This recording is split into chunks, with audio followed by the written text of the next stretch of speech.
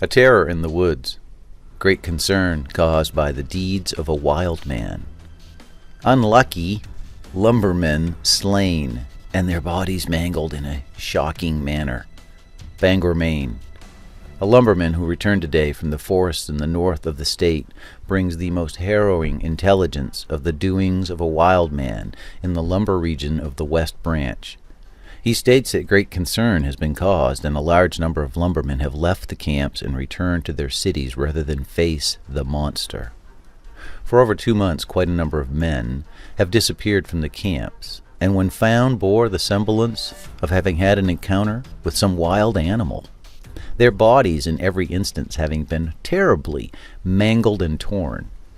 A lumberman who returned to a camp a little north of the city a week ago startled all by stating that while at work, he had been attacked by this wild man, and it was only by the help of his axe that he had been able to defend himself from the murderous attacks.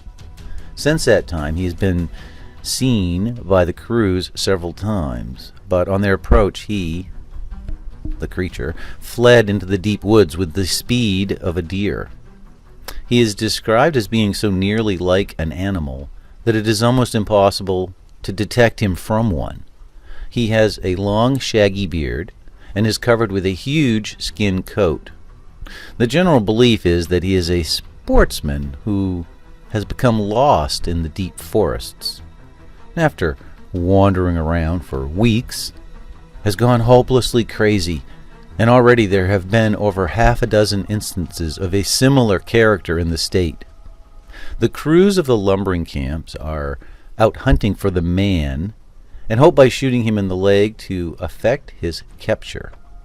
A new kind of game. Waterville Sentinel, Maine. An affrighted Frenchman from over the line has his fellows town all by the ears with a story of a gigantic wild man. Led a week or so ago in the dense woods above Moosehead, the Frenchman's story, which is implicitly believed, is that 3 men were camping out in the woods about 100 miles north of Moosehead Lake.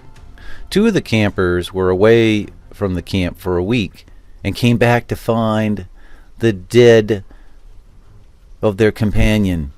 They went for help and reinforced a dozen others searched the woods for the unknown murderer.